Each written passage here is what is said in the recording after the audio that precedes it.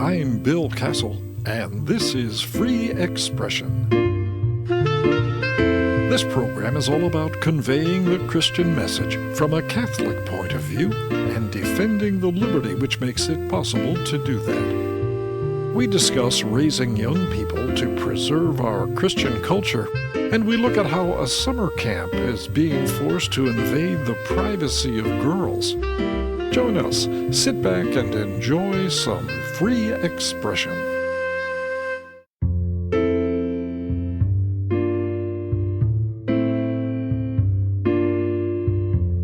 When I was a kid, school days were marked by certain simple rituals rooted in both patriotic sentiment and Christian tradition. We said the Pledge of Allegiance, we had a morning scripture reading, even a prayer.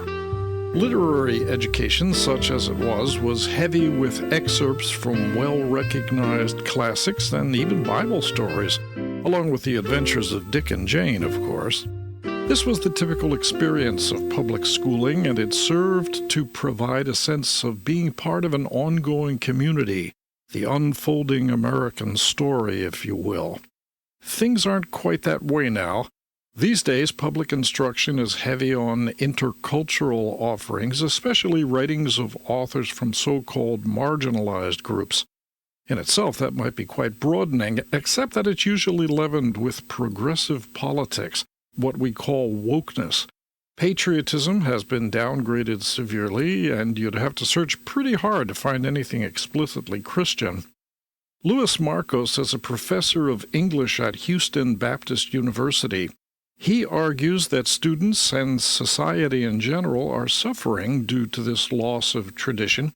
He makes that case in a book called Passing the Torch, an apology for classical Christian education, new from InterVarsity Press. Professor, thanks for speaking with us.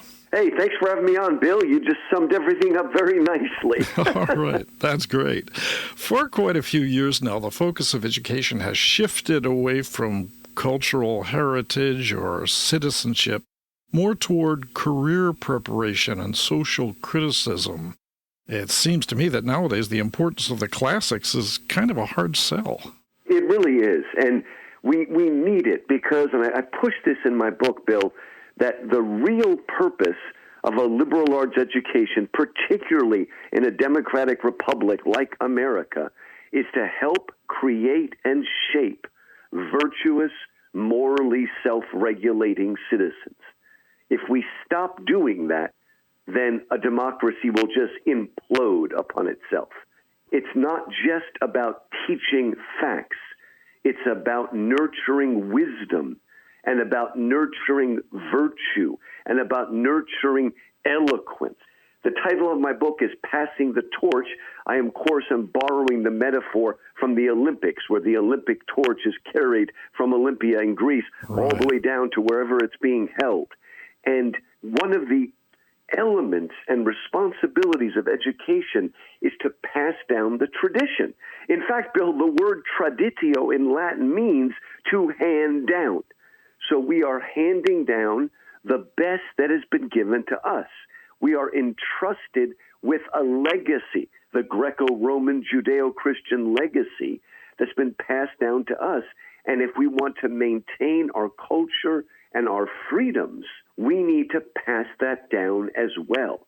And that was the role of education for a very long time. But it is becoming, and you said it right there, that in some way there's a danger, we might say, from the right and the left. The danger from the left is the stronger one today. It is the danger of diversity, equity, inclusion, wokeness, social engineering.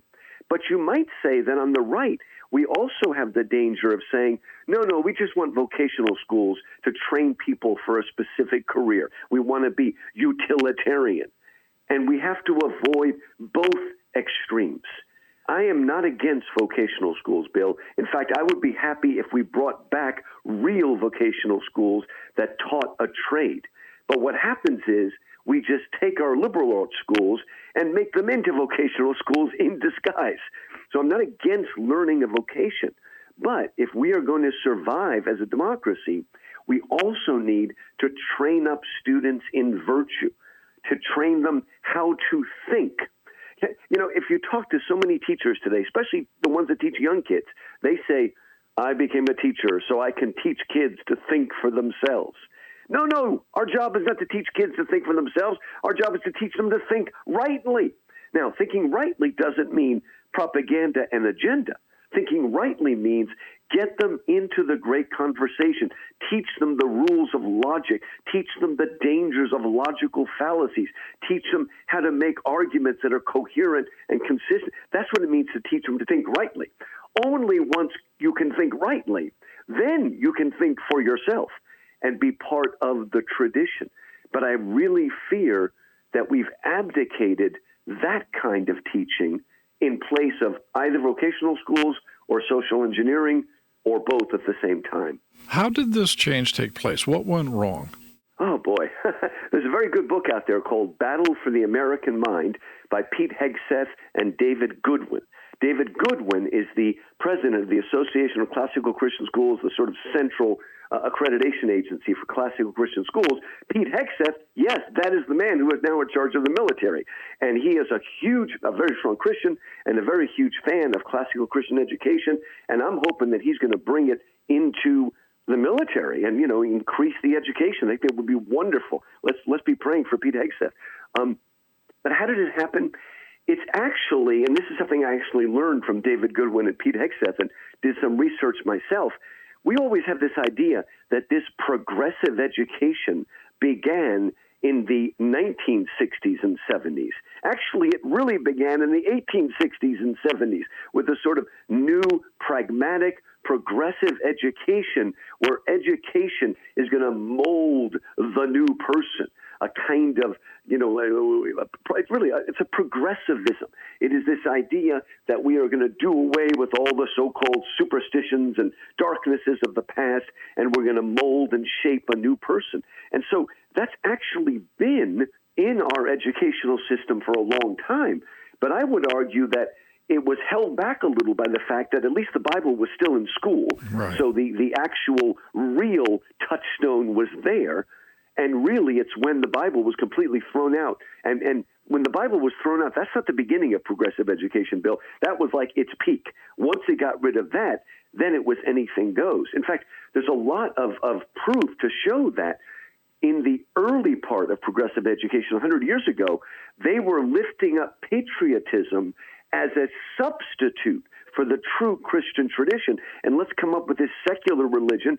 Pledge allegiance to the flag originally did not have one nation under God. That was put in there by Eisenhower to distinguish us from the literally godless communists, right? Yeah, actually, I was in school when that took place. I can recall doing the pledge without the line under God. And really? You could see? Yeah. Big difference.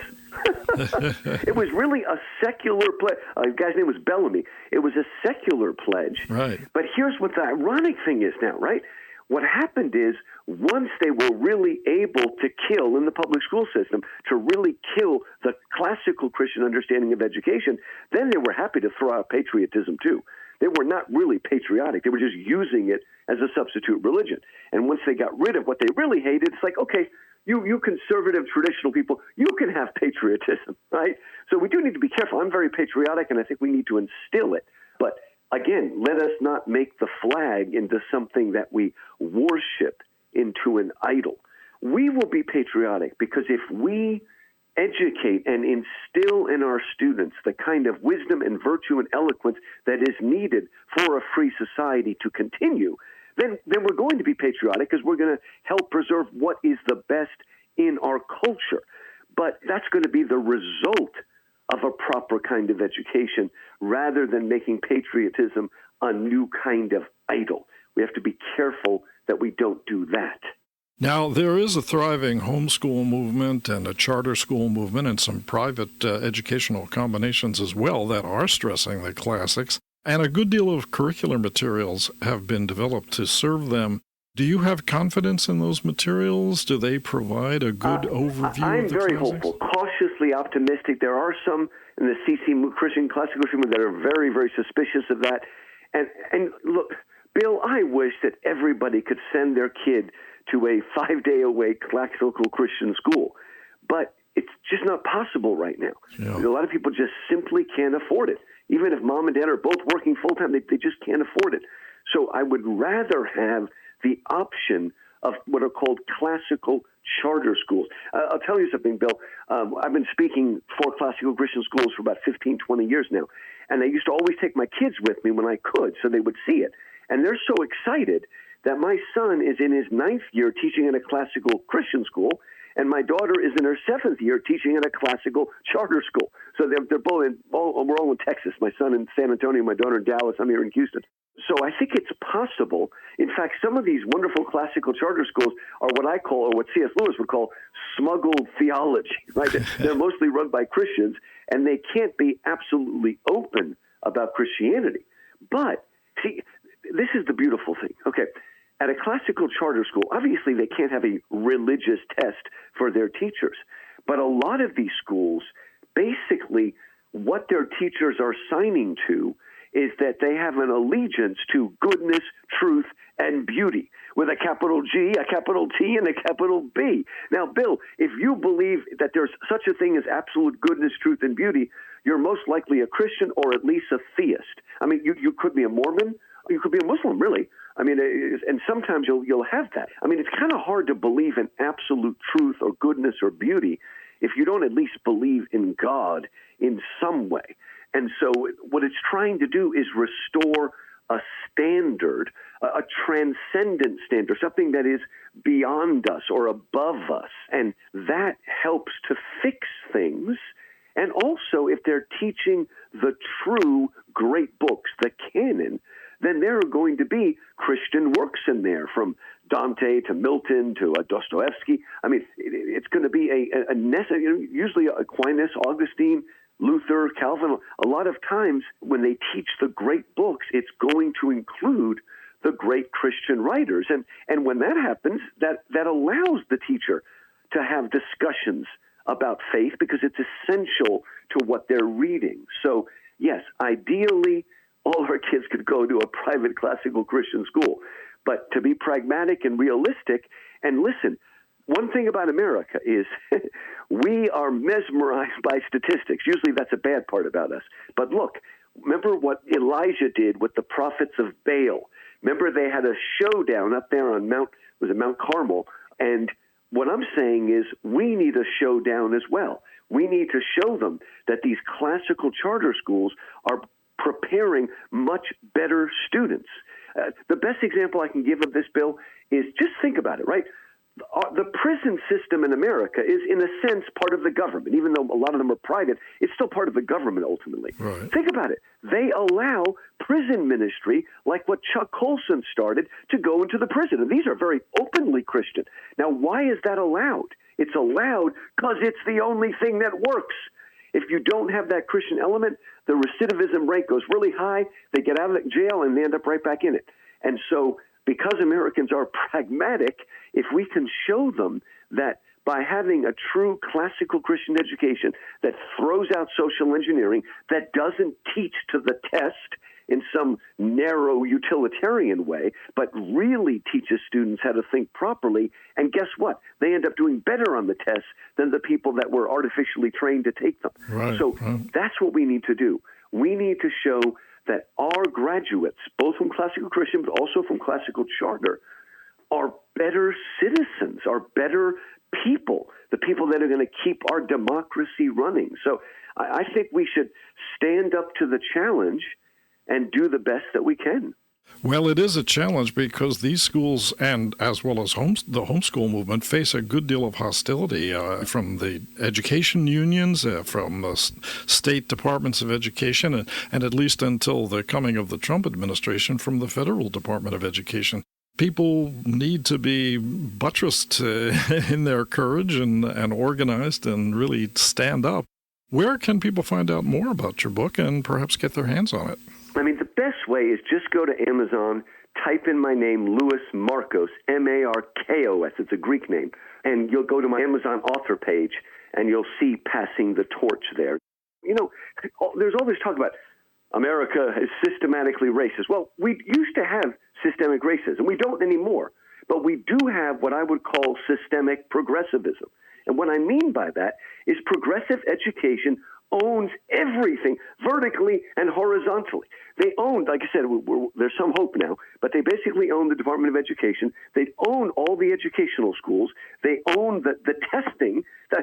Everything from top to bottom. It's very difficult to fight. That's why we need to obviously start our own classical Christian schools, but we can do more than we think within the system in a classical charter school. It needs to be a multi-pronged attack, basically. And we need to understand it. And let me just show you how difficult this is, Bill. Okay, you would think that, okay, I'll just send my children to the local, Baptist school or Presbyterian school. Okay, that's good, okay? But a whole lot of private Christian schools in our countries are basically progressive public schools with chapel once a week. Mm-hmm. Now, I'm not saying that to say that they're nefarious or something. It's just all the people teaching there have been trained in progressive education, and they don't know how to think outside the box.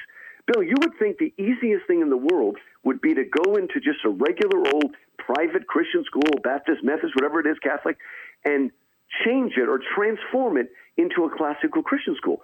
But it's actually difficult. Mm-hmm. There's all sorts of resistance from the teachers, the students, the parents. My son got a B. Oh, right. It's really, really hard work because these old ideas of the purpose of school as social engineering is so ingrained. Let me say this quickly. I don't know if we're out of time here, but when I did the research for the book and I started thinking about it, I'm 61. I went back and I looked at the public schools my kids went. And if you think about it, for the last 100 years, with every 10, 20 years, sometimes every 5 years, the public schools have a new campaign, a new kind of social engineering. Now, sometimes it's good things, right? Anti-smoking, anti-drinking, hygiene, those are good things. Sometimes it's feminism, sometimes it's LGBT, sometimes it's environment. It doesn't make a difference whether it's a good cause or a bad cause. It is a cause that becomes the essence of education. And here's the key, Bill, but when I really realized it, what they do is they set the children against their parents and against the previous culture. So that was, when I was a kid, that was great. They tried to stop us from smoking. Very unhealthy. But they did it in such a way, and I had to think back when I was a kid, they did it in such a way to tell you, you guys are morally superior to your fathers and grandfathers and your churches and all these people that are smoking themselves to death. You see? It doesn't make a difference if it's good or bad.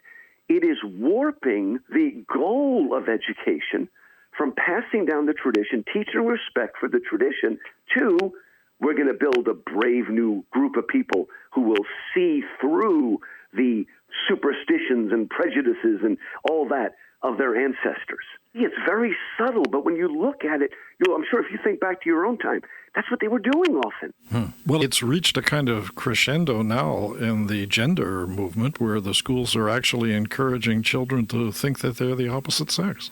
It's frightening. I'm seeing it because I'm in the middle of it. There are parents who've okay, yes, we can send our kids to a regular public school. We can reinforce it at home. We can reinforce it at church. Yeah, but everything becomes totally different when your little boy comes home and asks you, Daddy, what are my pronouns? Then we've got a hostility, not just to Christianity, but a hostility to reality. And so we saw a lot of people leaving the public schools over the last several years. COVID made it worse for the public schools because then a lot of people saw what their kids were actually being taught during COVID and were sort of horrified by it. Thank God that, Trump is trying to dial back the DEI, the wokeness, all of that sort of stuff. There's only two genders in America, all that sort of stuff. But we have to be cautious.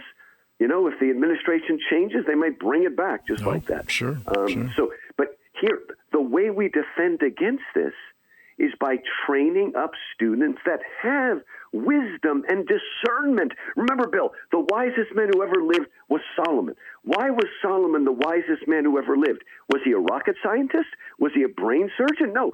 His wisdom was not a kind of specialization. The wisdom he had was the wisdom of discernment. And if we go back to the story there in 1 Kings, why did Solomon ask for wisdom? He said, "Oh Lord, I am a young man." In other words, without any experience, how am I to rule this people?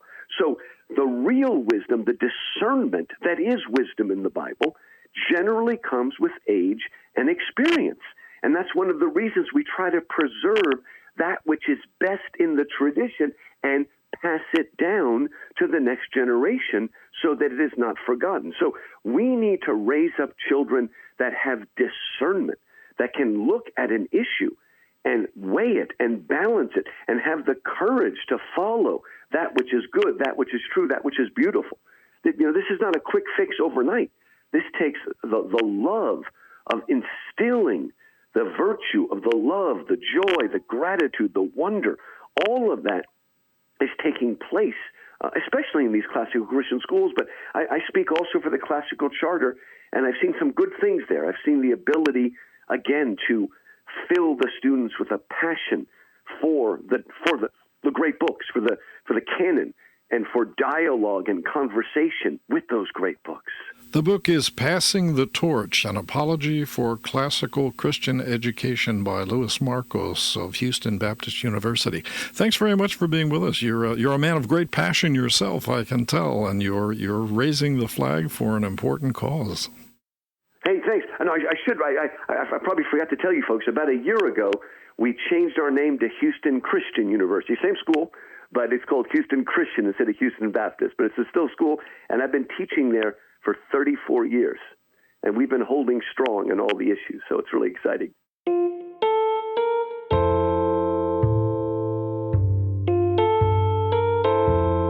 Because I used to live in Colorado and loved it there, I'm especially disheartened when I hear about some new milestone on the state's journey toward complete social insanity. The latest outrage is an attempt to force co-ed camps to let boys bunk in with girls. Yeah, it's that old gender story again. Biological males who identify as females must have their confusion indulged in Colorado. So a boy who declares that he's really a girl can have free run of the sleeping, dressing, and bathing facilities which would normally be segregated according to sex. However, there's a Christian camp that's taking a stand for morality and common sense. Camp Hydrahajay, which is located in Bailey, Colorado, in the mountains southwest of Denver, is suing the Colorado Department of Early Childhood in an attempt to reverse this government threat to child welfare. Alliance Defending Freedom is representing the camp's operators, and here to explain this bizarre situation is lead attorney Andrea Dill. Andrea, thanks very much for speaking with us. Thank you so much for having me. Before we dive into this issue, please explain the significance of the camp's colorful name and what the organization's mission is. Camp Hydrahajay is a Christian camp. It's named after the Christian hymn, I'd Rather Have Jesus, so Hydrahajay. Okay. It was founded in 1948, and it operates summer camps each summer for up to 3,000 children. And it's really there to spread the gospel of Jesus with these children and help them grow in their faith through these fun camps. They have a great reputation in Colorado since 1948. Okay, so what exactly is happening here? Why are Colorado state officials pressing this policy on a Christian ministry? This is just another attempt by Colorado to force its extreme policies on gender and sexuality on Christian organizations. Unfortunately, as we say in the lawsuit, Colorado can't force a Christian camp to adopt its extreme policies, and so that's why the camp filed this lawsuit with our help to challenge these regulations that violate the camp's religious exercise. This whole gender thing is so perplexing. I mean, it is fundamental to the nature of human beings that there are two sexes, and it seems that law has always recognized that reality. How do they think they can do this? I can't, read Colorado state officials' minds. I'm not sure what they're thinking, but unfortunately this just seems to be the ideology that the state has adopted, that, you can choose your gender, you can be any gender, but camp religious organizations like Hydrahajay hold the biblical and common sense belief that girls are girls, boys are boys, sex is immutable, God made us male or female, and you can't change that. And so that's why Idrahaje brought this lawsuit to defend its right to live out that belief. I lived in Colorado in the 1980s, and at that time, it was often referred to as the Wheaton of the West. It was, and still is, in fact, the home of many major Christian ministries and parachurch organizations. This has always been a large component of the population and the political base. Yet I know that things have really changed. What do you think are the prospects of this? Do you think that the government will prevail, or how do you feel about your own case that you're building? We're optimistic. Colorado can't force a Christian camp to violate its religious beliefs, adopt Colorado's ideology on gender and sexuality. So we're optimistic. The Supreme Court has held multiple times that a state violates the free exercise clause when it forces a religious organization to choose between its religious exercise and a public benefit, and that's exactly what Colorado is doing here. It's forcing Idrahaje to choose between living out its religious beliefs on biological sex and maintaining its license to operate. And that violates the Constitution, so we're hopeful that the court or the state will recognize that this is religious discrimination and allow the camp to continue to operate. Where do things stand now, and what's the procedure that you're going to follow? So we filed our complaint a couple weeks ago, and we're waiting for the state to respond, and we may seek injunctive relief at some point to prevent the state from continuing to enforce these regulations. Well, I wish you good luck with this. Please keep us up to date on this. This is something that I'm sure we'll be following with great interest. It just seems so weird. I guess when you're locked in an ideology, you do everything you can to advance it. Yeah, well, we're hopeful that maybe the state or the court will recognize, that this goes against religious and common sense beliefs that many people hold, and will allow Idrahaje to continue to operate and serve children while living out its beliefs. Colorado can't force this ideology on Christian organizations, and we're hopeful that the court or the state will not require it to adopt the ideology. Andrea Dill, Alliance Defending Freedom. Thanks very much for being with us. We appreciate the information. Thank you so much for having me. Have a good day. Be with us next time when we explore other aspects of religious communication and look deeper into the great Christian heritage of free expression. Free Expression with Bill Kassel is a production of Good Shepherd Catholic Radio and Company Publications, where good books, good music, and good radio are always good company. Dan Curris provided technical assistance. Theme and incidental music are by Dan Adam. The program was produced and directed by Bill Kassel. This is Good Shepherd Catholic Radio.